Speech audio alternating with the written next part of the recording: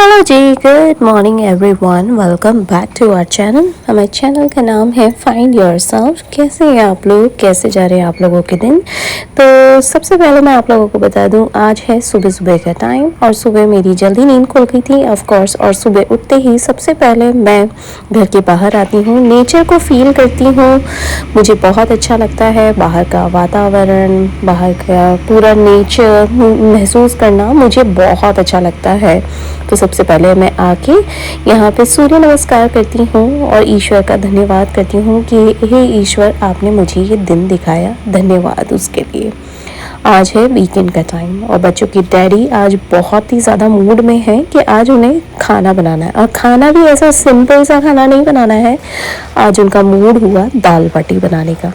तो दाल बाटी की प्रिपरेशन मैं उनकी हेल्प करती जा रही थी, मैं सिर्फ गाइड कर रही थी, बाकी सारा काम आज वही कर रहे थे।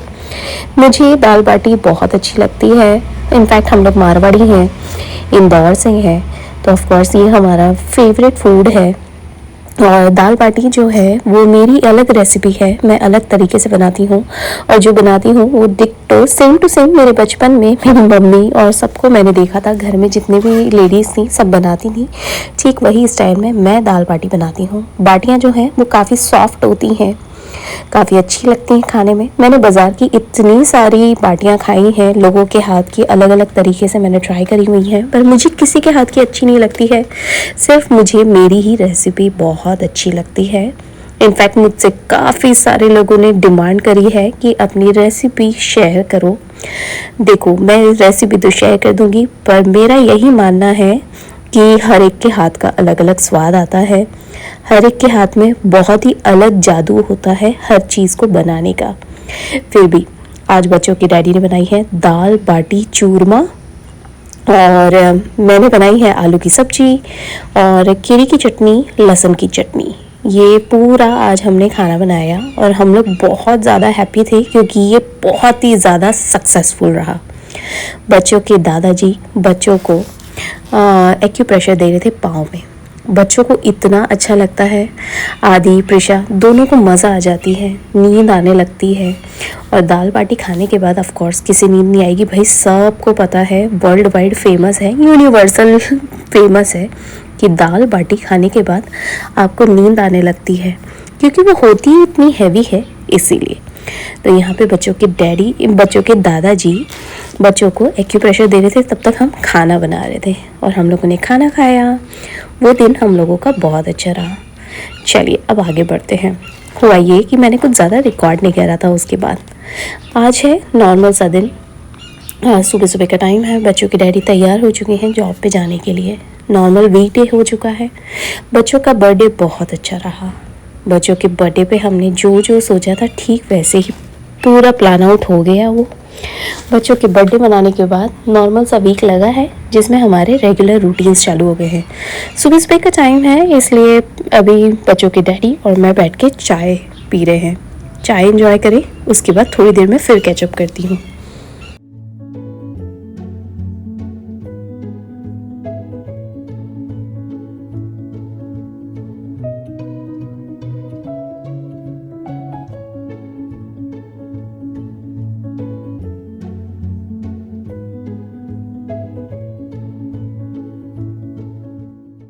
चलिए, बच्चों की डैडी अभी निकल गए हैं जॉब पे और मैं एज़ यूजुअल अपना निकल गई थी एक्सरसाइज करने के हिसाब से वॉक पे।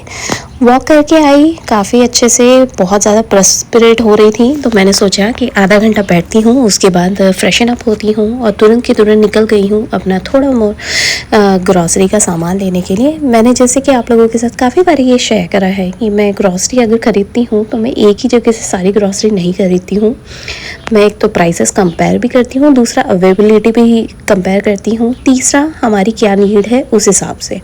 फ़िलहाल आज मैं आ गई हूँ क्रोगर पे और क्रोगर के साथ साथ मैंने वॉलमार्ट से भी थोड़ी शॉपिंग कर ली थी, तो उसकी भी डिलीवरी होने वाली थी घर पे।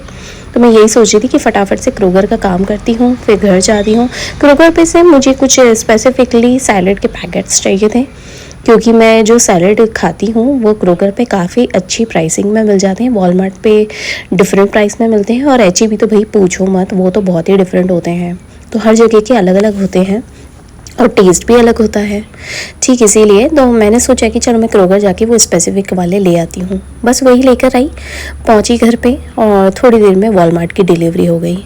मैंने सोचा चलो इसी भी लगे हाथ तो फ्रिज में रख देते हैं। अब जब फ्रिज खोला तो ओ हो, फ्रिज का सामान इतना ज़्यादा मेस्ड अप हो रखा था, क्योंकि वैसे भी मैं काफ़ी दिन से सोच रही थी कि मुझे फ्रिज तो यूँ भी साफ़ ही करना है।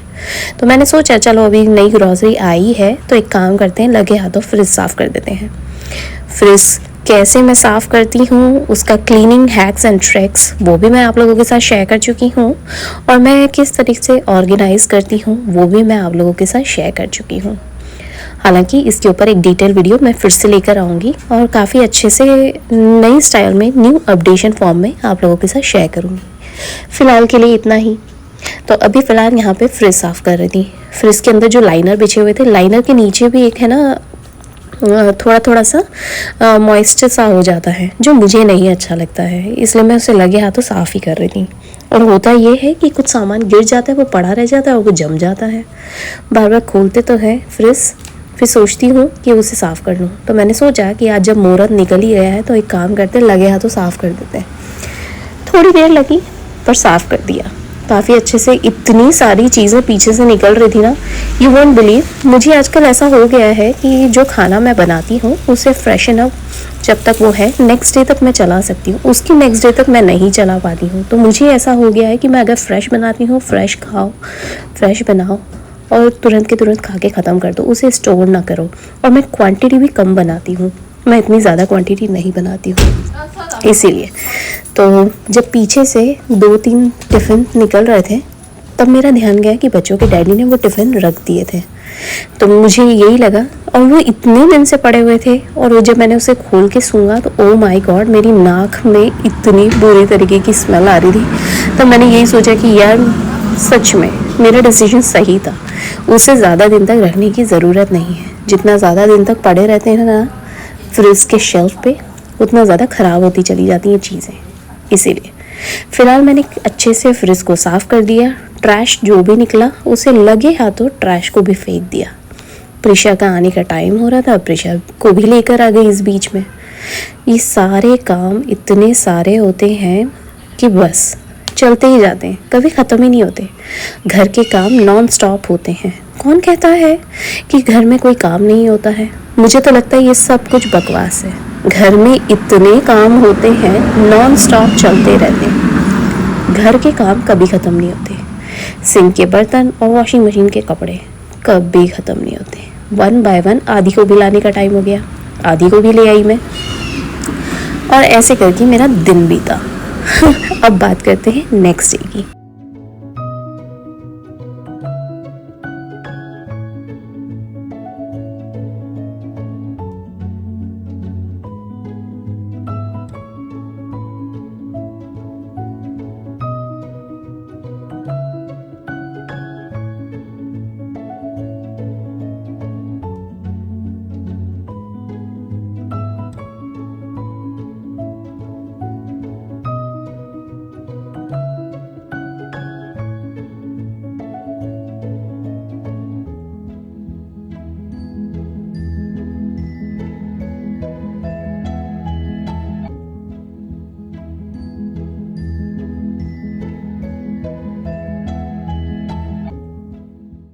चलिए अभी हो गया है नेक्स्ट डे।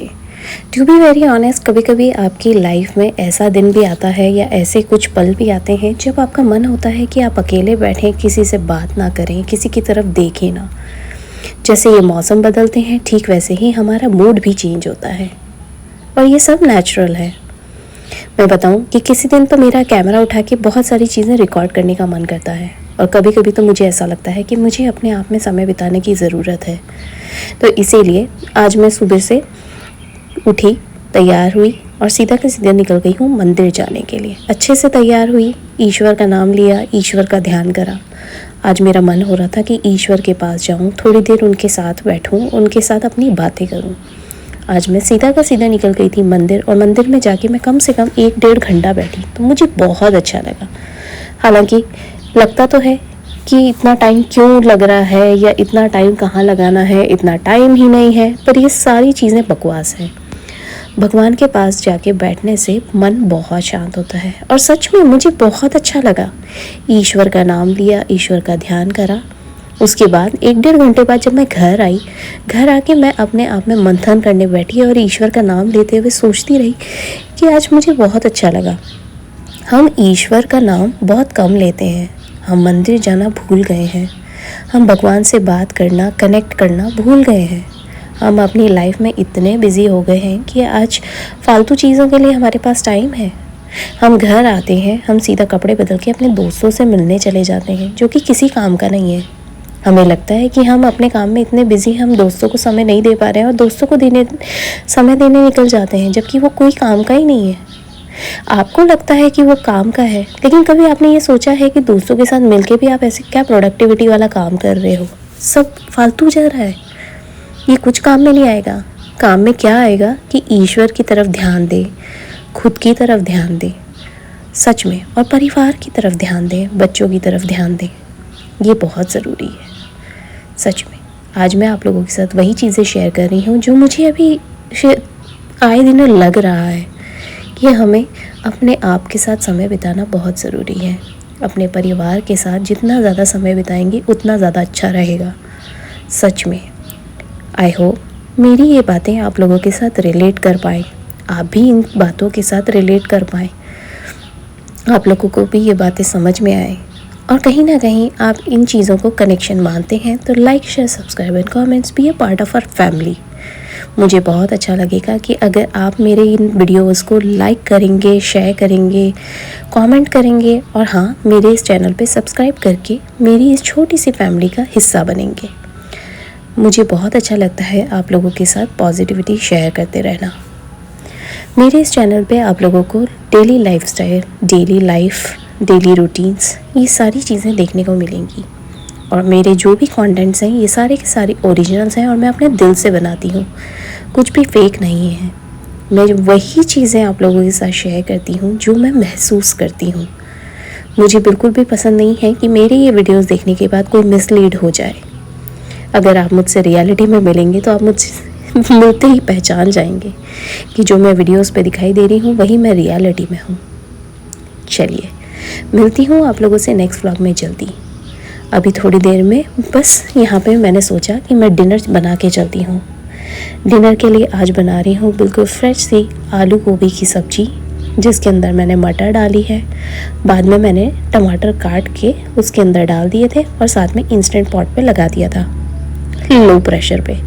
काफ़ी सारे लोगों को इंस्टेंट पॉट भी चलाना नहीं आता, पर कोई बात नहीं, कोई ऐसा रॉकेट साइंस नहीं है। वो भी मैं आप लोगों के साथ जल्दी शेयर करूँगी। और साथ में फिर यहाँ पे प्रिशा की जिमनास्टिक्स जाने का टाइम हो रहा था। जिम डिफरेंट होती है, जिमनास्टिक्स डिफरेंट होती है।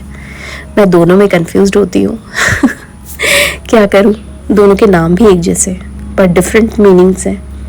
चलिए, थोड़ी देर में प्रिशा का जिमनास्टिक जाने का टाइम हो जाएगा।